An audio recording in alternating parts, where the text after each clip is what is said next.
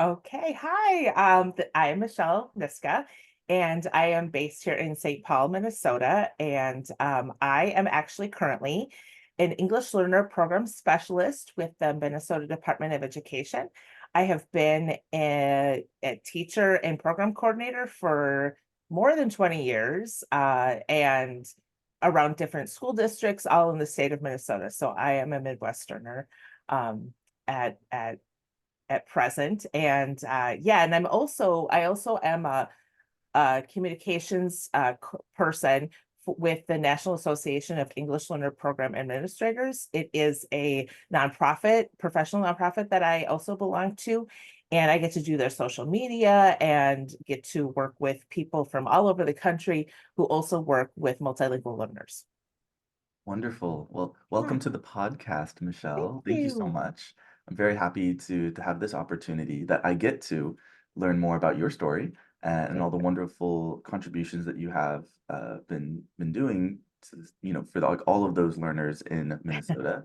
Thank you. And yeah, and it's gonna be a great conversation. I just know it. And I think that it's awesome that we can have this opportunity to connect despite the distance, right? Me being in Yes. California, you being Lucky you. in Minnesota. I know. And then within our cohort of amazing individuals for the master's program, Yeah. I believe you said that you're the only one in Minnesota. Yes, in our cohort, I think the closest might be Chicago, or there's some like there's some other Midwesterners, but not many. And there are other people that go to, I think, the in-person cohorts, but no one else that's from online. So hopefully just the first of beginning of many. Hopefully we'll have Yes. lots and lots of Yes. people You're from paving the Minnesota way. eventually. I hope so. You're a That'd be trailblazer great. in that sense. Right. So yeah, I'm excited to learn more about your reasons for like what led you on this path as being an educator, and also why in like the particular area of like English language learning and like just Yeah. why multi-language learners. I'm very curious to hear more about that. So to get us started, I like to ask that my guests share a little bit more about the professional background, but as we've spoken before, it's not always just the professional side of it, right? That Right. it's just kind of this like sequential, linear, oh, from this job to this job, and then voila, Right. here we are. But also how the personal informs much of like why we took to one opportunity rather than another, and Right. at times seemingly inexplicable decisions that actually, in retrospect, make all the sense in the world. So I'd love to hear more about what your journey was like as an educator, and then from there, how we can, make sense of this concept of global citizenship. So however far back you would like to go, I just would love to hear like from you, just what Yeah. led you to where you are right now. Okay. Well, thanks. I'm not so young anymore, Scott. So, that it buckle up. This is gonna be a long story. No, just kidding. So what we have is as an undergrad, I was going to be an elementary school teacher, and then I had a really wonderful advisor who said, "How about you look into this ESL?" They called it, right? English as a second language, and teaching that. And I thought, okay, well, that sounds great as a minor and something I could get a job in. Because back in those days, we're talking the late 90s, so it was a long time ago, but it was really difficult to get a job as a teacher, if you can believe. Now we're scrambling for teachers, but it wasn't the case back then. And so I thought I'll try this ESL and teach students who are learning English, and then maybe work my way into an elementary position. But as I student taught and I started teaching, I thought, I knowing the kids and getting to the families, I said, that's it. This is my career forever. I knew that at the moment that I started working with multilingual learners. And so I was very fortunate. I started working in Minneapolis, which is one of the bigger programs, the bigger cities here in Minnesota. And I was a teacher for 2 years. And then my principal had asked me to coordinate the program. And so I had many bilingual teachers and paras and EL teachers. And I had a ton of energy, right? Because I was young and I didn't have a family yet. And so I really dove into my work, and it couldn't have been better because I got to really I felt like a really great academic program for multilingual students. We did a lot of things. We had a lot of Somali students at the time who were our bigger numbers. And so we got to do a lot of first language programs for them, which really hadn't been done. Now it's kind of everywhere. There's many, but there really weren't at that time. And so we got to do that.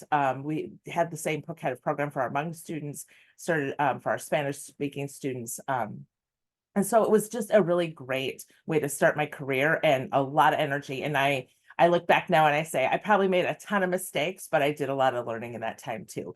And as time went on, I ended up I got married and I had two children. And unfortunately, when my youngest was only 9 months old, my husband passed away to brain cancer. So I was suddenly not just a single mom, but a solo mom. So I had two little kids. I had a 4.5-year-old and I had a 9-month-old. And so my personal trajectory was I wanted to become a principal or an education leader in that way, that part of the ecosystem. But life took a different turn, and I knew that I could not do that work well and also be a mom well. So I chose this is the time I have to be a mom well. And so I raised my, children. Now they're 20 and 16. So it's been, many years now. But I worked as a teacher and a program coordinator in several different districts around the state, and more rural districts, and then also suburban and also cities. So I got a really great opportunity to try some different places and just see the needs around our state. And then my current supervisor now had asked me to come work at the state. So then I hesitated at first, with the first time that she asked me. I said, no, I'm pretty happy in the school districts. And then asked me again. And I said, okay, no, I will. And now I feel really lucky because I get to make an impact for more students, for more families, and certainly for more coordinators and teacher leaders. That's been my greatest thing, is when I get to go to a school district who's maybe are new to multilingual students or programs or ideas, and just get to really work with them and be helpful, of course. And so that's kind of why I didn't take on I should say, school leadership kind of positions, because I just knew that I wasn't going to have time to go to get the degrees and the credentials I need to get those positions. And so now that my children are older, I said, okay, it's time now. Time for mom to go to school and get the degrees I wanted to. And that's when I found the program that we have now at Harvard. And, I thought there's no way. No one ever knowing me looking back would have probably said she's a Harvard candidate, but I went for it. And, I went to a state school for undergrad. I did not get any other kind of master's degrees, nothing like that. And then I got in this program. And so it's been just the greatest thing. What a great group of affirming people, and wonderful. And it's opening my eyes, even at this age. I am 50, looking at this age of saying, what can I do with this? Where can I go with this? What kind of leadership can I take on? Not really knowing the answer quite yet, but it's an exciting future, and I never would have thought at this point that I'd be taking on something new or trying completely going in a different direction, but here we are. So yeah, that's my life in a nutshell, if you will. No, that was wonderful. Thank you so much, Thank Michelle. you. It's quite a life, and I love how you spoke to this present moment of taking on a graduate program and really getting excited about the possibilities of like where this will lead you, and trusting that, the good work that you've been doing for the state will, just expand even more. And I think the reason for you even going from like, being a teacher and being a coordinator and working within school districts and then finding yourself on a bigger stage, right? It's Yes. because of the impact that you're seeking to have for these students and families. And I think just that you're at Harvard for all the right reasons, if that's why you applied. Yes. And yeah, and then also, just wanted to like, really point out the fact that when you said that you had to navigate a very difficult period of your life when your husband passed away, and that initially the goal was to become a principal. But then you said, you know what, I'm just going to channel all of my energies towards my two children who need me, and that you'll do that really well. And I think that that also very much constitutes work and how you present yourself, and how Thank you you. cultivate others. And I think that it's no coincidence that, that work was then very much validated in an acceptance letter. So just saying, hey, don't be too Thank you. surprised. And Thank you. yeah, and so I have like different questions that come to mind. Okay, And if we can maybe even just kind of rewind the clock a little bit further, sure. because I know that when you were in this undergrad program, you mentioned Mhm. that there was like a mentor teacher, someone who said, "Hey, ESL, think about it. I think you'd be great." And you must have respected that teacher if you took their advice. But was there any other influences even before undergrad that kind of informed the way that you viewed school, the way that you went about, as like as a young learner? Maybe it could be from family or it could be other teachers. But I'm just curious, like maybe like growing up, like how did you view the school environment? Like what was your surroundings like yourself? Did there happen to be any multi-language learners that were around you that maybe informed the way that you saw, like how they learned differently? I don't know. Mm. Well, that's a great question. Thank you, and thank you for the nice compliments that you said too. I appreciate that very much.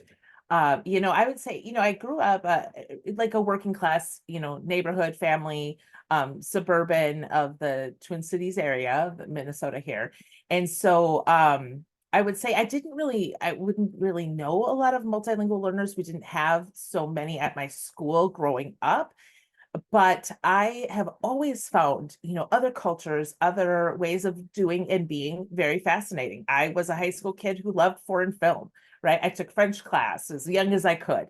And although I don't really speak French anymore, and I studied Spanish in college, and I would say that language always came hard to me. It was not a simple thing. Um, Learning, the grammar points and the right answers. I didn't get the best grades in, in foreign language class at the time, but I think it also the part that I think came full circle is that I really got to understand my students that way, because when they struggle with language and they just have that look of no more today, I get it, I can see it, and I really I appreciated them and their families so much for how hard they had to work to be in this country and to learn a language and leave a culture that and are familiar with. I think I just had the ultimate respect. Student teaching, and even when I decided to go into this, I thought, originally I'll say this. So I wanted to go into special education. I thought that would be interesting. And I had my advisor, as I mentioned earlier, he said, try this other, and I didn't even know that was a possibility. It was this English as a second language, and try this and go into see about working with students who are learning English. And I thought, well, that might be kind of fun. It's interesting. And I thought it's a good way to, at the time, practicality. I thought it's a good way to get a job and then do my ultimate job that I thought I wanted forever, which was to be some kind of like third grade teacher, right? But as life would have it, it was just very much, it pulled me into a direction where I said, working with multilingual students on behalf of families and really making things as best as I can for the students. That's what I want to do with my life, and I really have. I've worked in this my entire career. Haven't really wanted to change out of that. No matter what I do, I know that I'll pull for multilingual students. I would say so. Nothing that comes to mind really as a pivotal moment or anything. I think just an interest that led into, this is a really great field, led into, I feel very passionate about these students and these families, and I really want to advocate for this as best I can and give them all that I have. And I feel like I had a lot to give, and they were more than worthy so of anything I could possibly come up with. And along the way, I've learned so much more than I've been able to give. So what a great feeling to look back on a career and say, I learned so much about people from all around the world. I haven't had a big opportunity to travel, but boy, the world has come to my door. And what a great, uh, you know, gift to receive as well. Wow, I love that phrase. The world has come to my door. And, you're approaching it from such an incredible heart space, right? Of like, I want to do everything in my ability and my power to support you because I know more or less like this some of the struggles that you're experiencing and learning a language, because you're able to connect that to your own experience of like trying to grapple with like, I want to learn, I want to get better at French, but it's hard, So or hard. like learning about other cultures through their film and just having this sense of Right. wonder of like, wow, like what incredible achievements and how it shifts my way of seeing the world. And but then family that maybe recently came from Somalia, like you said, is the Yes. groups that make up your community, how difficult must it be to adapt, right, Mm. to a brand new country and culture and And language, weather. Scott weather? is freezing cold here. It's so cold here. So many of my students were from this is I just love this because so many were from different parts of Africa. And so I had students who had never seen snow, and we had, it's winter a lot of months here in Minnesota. And so I dropped everything in class, our high school class. I said, "Get your jackets, we're going out." And I wanted the student just to experience snow, because it started snowing. And we came back in and I said, "What did you think?" And he said, "It's really cold." So it was those are such fun things. Sorry to interrupt. I just wanted No, to, no, yeah, no, not at all. I mean, share that yeah, part. it was very cold. I visited not too long ago, You and it did. wasn't even winter. Well, yeah, it was like the end of winter, but I was like, wow, Right. this is very cold. So yeah, well, I think another part of like the work that you do is just like how passionate you are, clearly, right? And it's definitely coming from like a place of wanting to serve these families, right? Their Right. students, and then all of the families. And and I'm sure Dr. Mapp will love this, but it sounds like you really think not just about the individual student, but the entire community. And so I'd love if you could share like a little piece about like what has it meant for you over these years, especially in your capacity as, like working for the state. Um, like what does it mean, like the family engagement piece of it, and like, Yeah. maybe connecting that to your own experience as well of being a single mother and like trying to support two kids and trying to really be aware and offer the best for your children, but also for those children from very different backgrounds. Like, what has family engagement really meant for you in your capacity? Oh, thank you. Yes, it's a passion. And I think that started even as when I was student teaching when I was getting my ESL licensure, right? And so I had this great opportunity to work with a woman who was from El Salvador herself. And so she had a really great family engagement kind of just vibe and energy about her.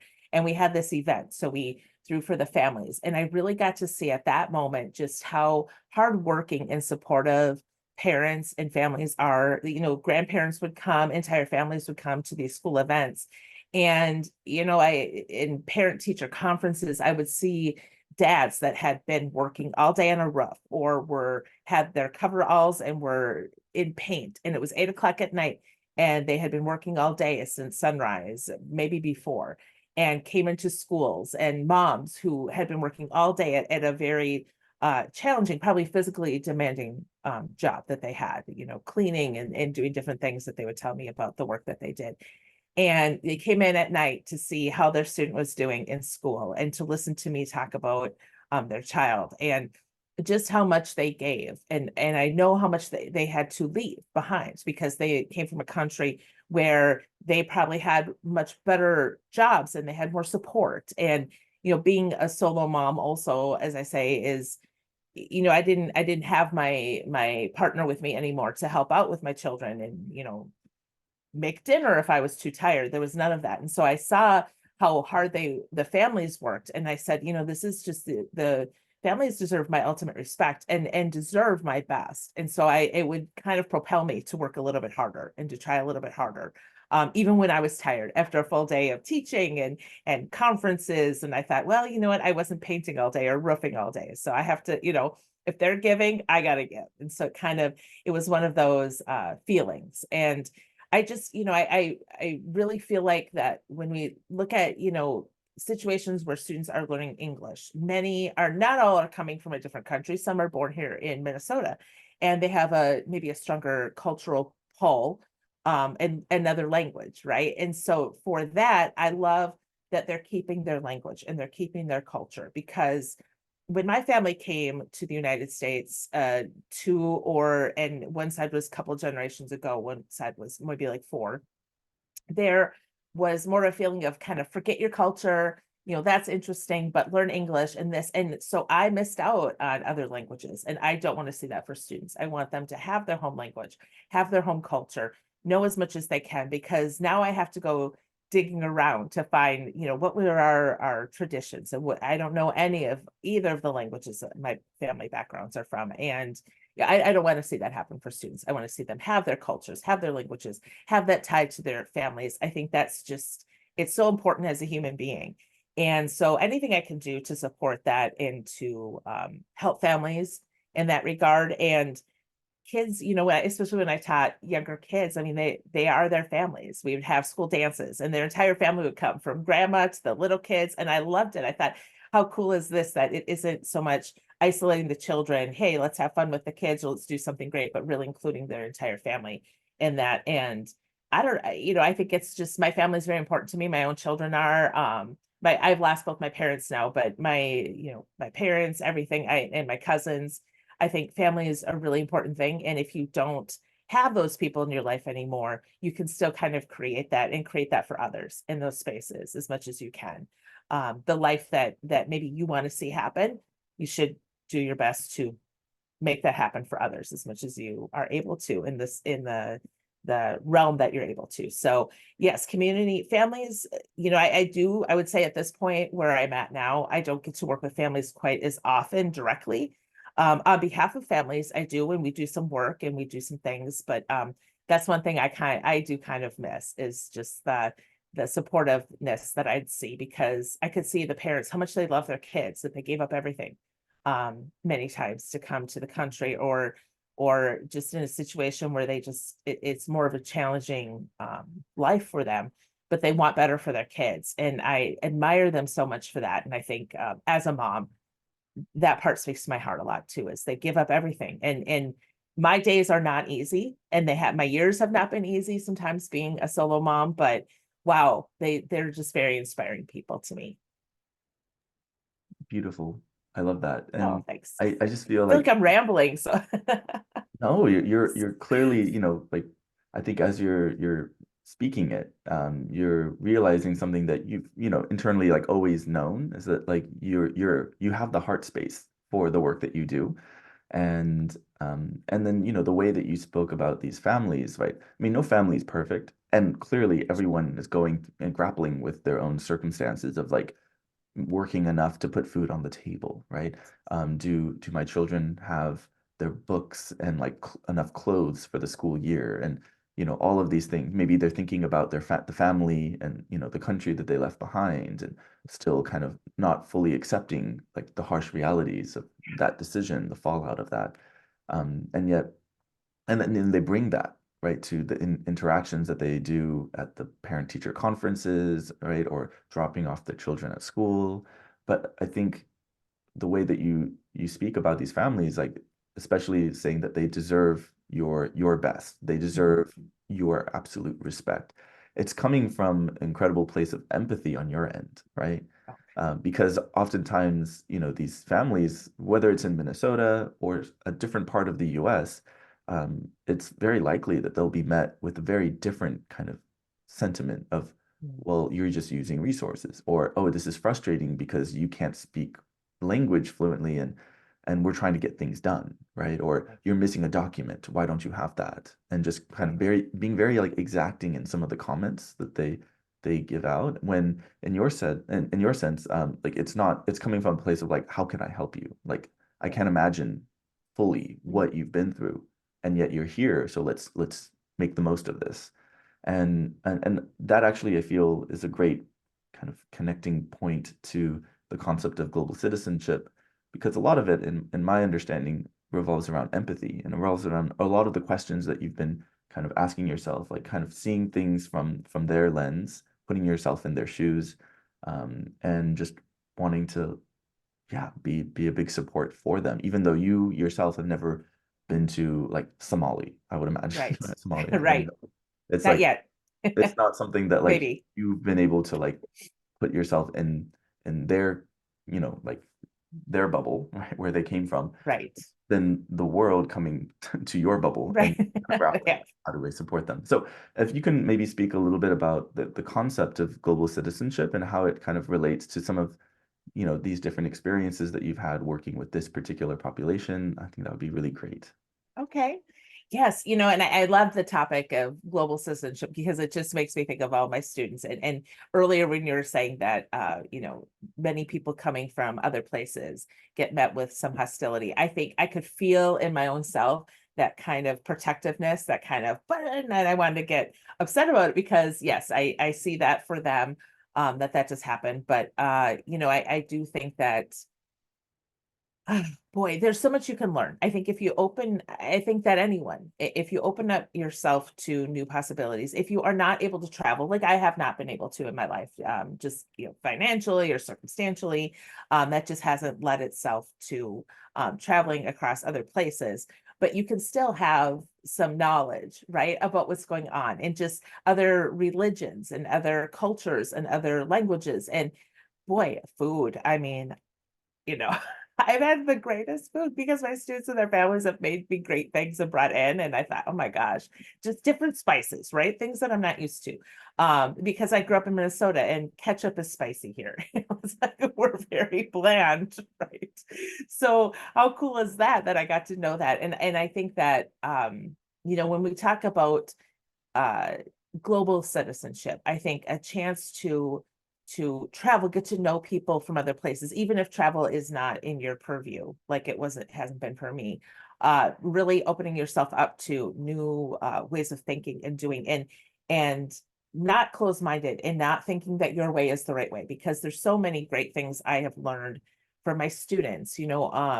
I had students my first year who I really didn't know a lot about the Muslim faith, and they would say, "Teacher," one student bravely raised his hand and say, "Teacher, it's time to pray." And okay, and we had overheads in those days. I'm kind of dating myself, right? Turn off the overhead. Okay, they would go and they had their prayer mats that had the little so they knew which way to pray towards Mecca, and it was just the things I learned. I thought, okay, I need to know this. This is really great, and I think whenever you open yourself up to new opportunities and new people and their ideas, um, and welcome them into your place too, because now this is their home just as much as it is mine. My grandparents came from other countries and they didn't have the easiest time of it. And 2 generations later, their granddaughter's going to Harvard.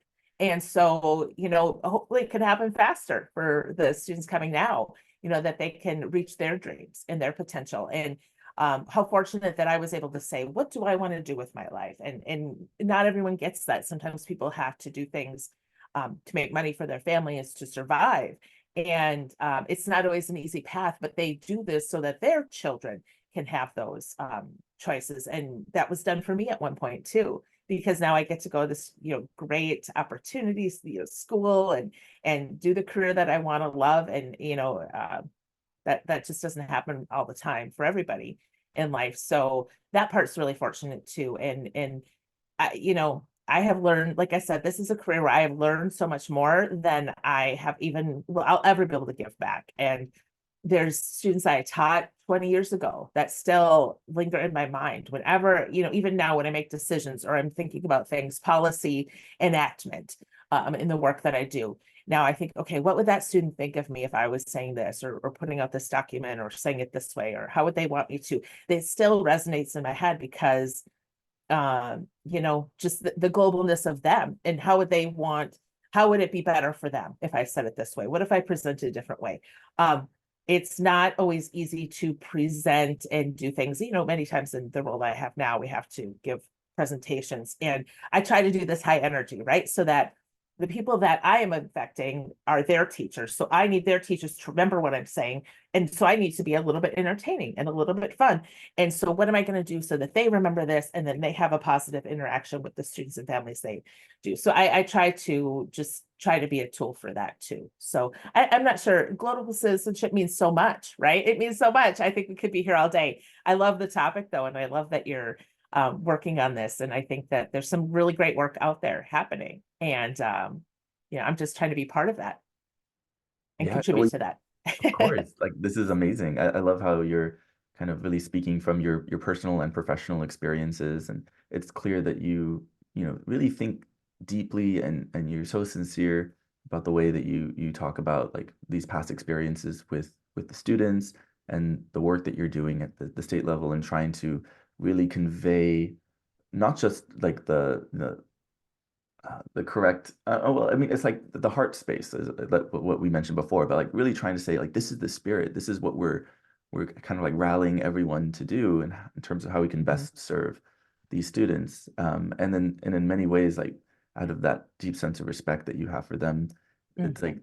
they the memories of those students and hold you accountable in a way that Yes. it's coming in, it's in a good way, right? It's not from like You a said negative that like, so much better than I did, Scott. I'm so impressed. I went, oh, I need to have you. You have a really great way of summarizing. I think I just kind of am rambling, but he is summarizing exactly what I'm thinking. Thank you for that. of course, yeah. Sometimes we need to hear it back and realize, wow, what I said was really wise, or like really that it's really true to kind of where you're at right now. And I love how you speak about global citizenship as something that, of course, is important, but also there's a lot. But you covered quite a bit with the kind of like empathy that's needed, but also like you said, opening yourself up to these new ideas and possibilities, and realizing that you are growing in a way that might seem like unexpected, but it's exciting, right? And it's something that we're also changing through this. It's not like, oh, they've, there's all these new, families from different cultures and different countries, and they're just here to learn about America, right? That it's really more than that. But many people kind of operate in such kind of narrowed minded, like, ah, it's just this. Like they, for simplicity's sake, let's just keep it to this when they're Right, missing out on this vast kind of field of options. And right. so yeah, I think this is really great. And Thank you. you talk a lot about your two children. I've met them. They are Yes. incredible and Oh, wonderful. thank you. And they are listening to the podcast. Shout out to them. But Yes, well, they will, and I'll pay you for saying that how great they are. I appreciate that. I'll send no, you of course, some. no, I'll Venmo truly. you. Yeah. And so, you spoke about how you have really empathized with like the struggles of these other families because of, you really kind of connecting them to different touch points in your life of like how you've had to struggle yourself. And of course, your children are very near and dear to your heart. Was there any particular kind of consideration made in, as you were kind of raising them to be, global citizens, or like how they engaged with, communities that were like coming from a different culture? Like, how did you expose them to these kind of shared values that you're talking about right now, and how they connect with global citizenship? Yeah, thank you for asking that. That's I there's different points in our lives. We've moved to different, mostly because of my career and moving to different schools and things like that. And so unfortunately, we bopped around a little bit. Usually within Minnesota, we've lived in New Mexico for a year, and that's a different kind of tale. But that was also really great.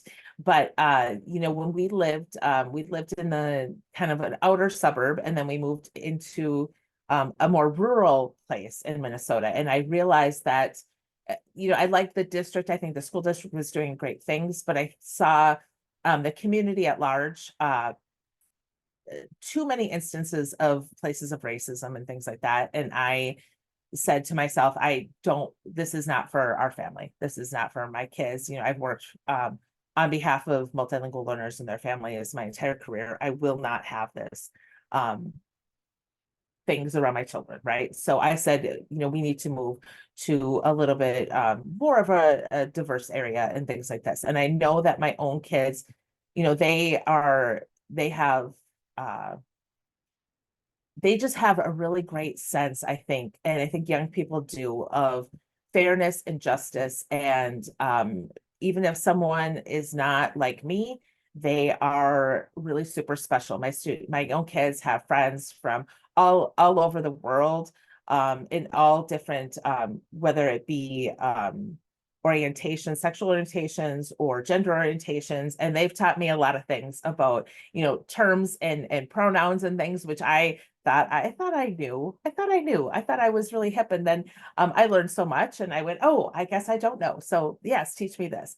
And so I think that just that aspect of what's really important to me has always been really important to me. I think it is in them, and then more so. And they have more of an understanding. They have an interest in travel, and they have an interest in seeking out information, in studying different information. And my son is in college right now, and he'll say, Mom, I had this class on theology, and I find myself more drawn to this religion than even ours. And I said, great, that's tell me more about that. What do you see? And so and I'm not a perfect mom for sure. And sometimes, I make my own mistakes and, misunderstandings and things, and I forget someone's pronoun. And so I do learn that. And so I do try that. But I think that kids just naturally have that. And certainly if you create a space in your family that is open to new learnings and new people and new ways of being, I think that they take that further.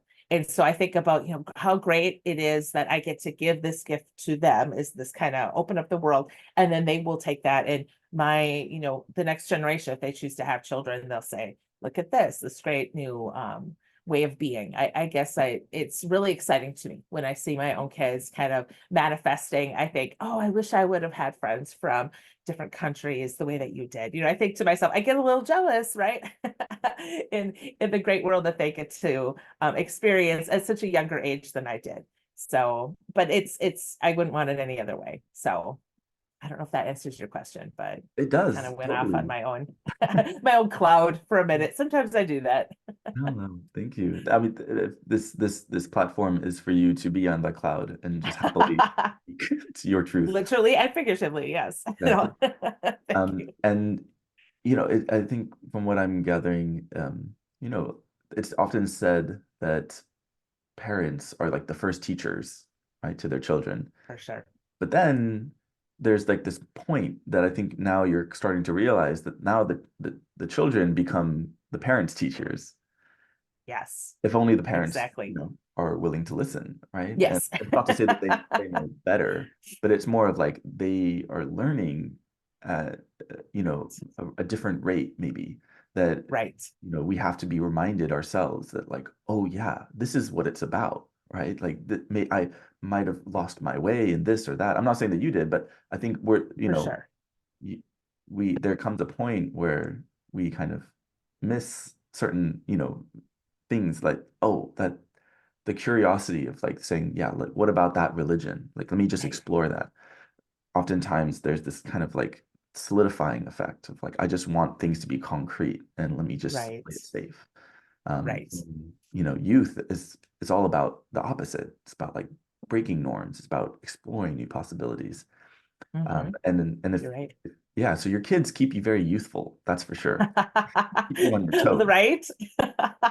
Which is so good because, I never want to be that person who just has this is the right way and there is no other possibility. And, we've all had that, whether it be family members that we've had or parents that we've had or grandparents. I have some grandparents who were much more open-minded about changing and new things, but had definitely their ideas. And I had some that had no openness. And I said, I want to be able to relate. I want to know more, because I think that each generation gets more sophisticated, I would say, in many ways. Not every single person, maybe, but hopefully in many ways about the world around them. The world around them is different. They have social media and they have the internet. I remember when the internet kind of came out and became part of my life. They don't have any memory of it not being part of their lives. And even some people in our classes probably were very young. I just think that what a great way to make the world smaller and understand more about other ways of people doing things and places and possibilities, right? In reality, that media isn't always what we think it is. And so there's other forms of media that we find out about the world from. And um, it's harder to be fooled. And so how nice is that, right? Great. So, I want to ask this next question, because, especially following a conversation about how your children are so near and dear to your heart, I think it's only fitting to ask about Prince, another My favorite person ever. near and dear to your heart. So true. I know. It wouldn't be a podcast episode, Oh, Michelle, if we didn't talk about Prince, see me who's light up. also from Yes. the great state of Minnesota. So, Yes. simple question. in your, very humble opinion, do you think Prince is a global citizen or was a global citizen? And the greatest artist to ever live. Yes. No. Well, that goes without saying, right? I know who my audience is for you, so I You figured just go you're straight to the very global citizen smart. part. You're very smart. Absolutely. I think that not only, with his music and just his life, I think he opened up a lot of doors to other ways of also being, his own journey. If you see his music from when he was very young to when he, sadly, before he passed, it really changed, and it's true to life. We don't get stuck in one place, hopefully, that we change and we grow and we say, okay, this is how I want to be. I want to sing about this now, and more about life in general. And he had a really sense of uh fairness in life, and for artists, a fairness about owning their music and things like that too, in his own realm of musical artistry. And for sure, absolutely, I think he, I don't know, I can't say enough great things about him. And just it really, every piece of my life I could think of, from childhood to even now. And even with I pass his music to my own kids. My daughter loves listening to him. She actually told me just last night, she said, I put more Prince on my podcast, and I'm really, or on my podcast is this, I'm sorry, on her I don't know what she uses, some kind of music system. And she said, on my playlist, I'll say that, playlist. So she was saying, I put more Prince on my playlist, and I'm really glad I did. And I said, yeah, because it's kind of timeless, and good things tend to be timeless. So yeah, thank you. I kind of lit up when you talked about him. Yeah, that Very was the important. idea. I was You like waiting knew. for that opportunity. I was like, You're Prince? so smart, Scott. You're summarizing, and really Oh, I good at just this. mentioned Prince, so I already have like the biggest win I can possibly have. Purple everything. Yeah, Prince is timeless. We're very proud of him. If Yes. no, if people listening don't take anything away from this conversation, just know that Prince is timeless. It really is. You can listen to music that was made in the 70s, 80s, all the way, and you'll find something that you love. Well, I mean, maybe just going along that, Yeah. what about just in general about music then? How would you say Mm. that like music at large kind of informs the way we can be more open-minded and to grow our empathy? Do you have any comments about that? Because if your love for Prince is so strong, it means that you also love, music. I do. And so yeah, do you have any like brief comment about that linkage, maybe? Well, I think, I have such a respect for people who can make music, and who can uh think about life in terms of songs. And how many times have we gone through hard things in life? I can think of, from losing my grandparents when I was a kid. There was music that it just ties me to. And I think that if we try hard enough, I mean, I find great music in all different languages and cultures, and different dances and things like that. I think art is just an amazing way. I'll say art in general. Music is just really a very important aspect to me, but art in general really can tie us together. It's a human experience, and it's an expression, and people that can do that, I have a high regard for, because I think it's not easy. I'm a huge consumer of art. I'm very right-brained. I just didn't get any of the talents, right? The talents that usually go with extreme creativity. But I certainly have a love, a consumer's love for all of those things. And I think that, it brings us together in many ways, because all across the globe, people have their culture, and they express that through music. They express that through language. And we never want to lose that. And unfortunately, we lose a lot of languages and cultures in just as time goes on. And it's an unfortunate thing, but there's such great music in so many different places, and great that we get to experience that, right? At least you know, through either technology or concerts or things like that. So many artists that I love growing up are not from Minnesota. They are not from the US even. But there's that I would probably have a better answer if I thought about it a little bit longer, but certainly this appreciation of just other people who love their music and their stars and their, you know, that's how they communicate in cross generationally. That's how they share their culture. You know, I can think of songs that were played at every family member's wedding that I've ever been to. And so it ties me a lot with my history, you know, my family and generations ago that I will never be able to speak to again. But I remember dancing with them to polkas, things like that. You know, those memories are even from my childhood. And that's only through music. That isn't through even conversation. That was just really through the music, because we certainly lost the languages, but we didn't lose some of those other fun aspects. So I hope that everybody has that. I hope everybody has that as it continues and even stronger. Yeah. Yeah.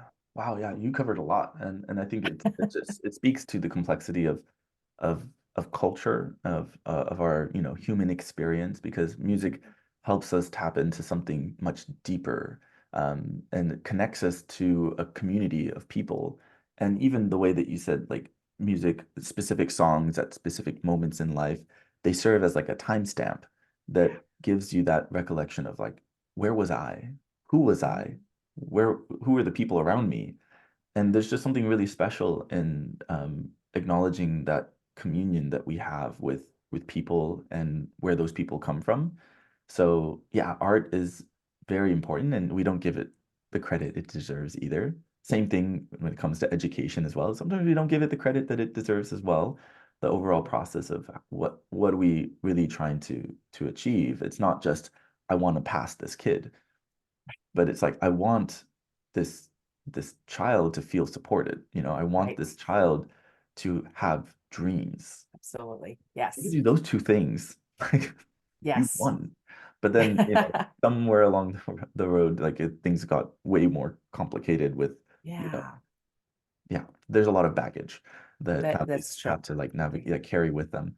But yeah, I appreciate you sharing all of that, and really engaging with this concept of global citizenship.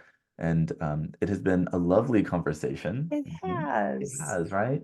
And I like to ask this question as kind of a kind of ending of, like, or a nice reflection of what we've been talking about this far. So is there any kind of like movie or book recommendation that you feel resonates with the conversation that we've been having? So yeah, just wanted to hear your thoughts about that.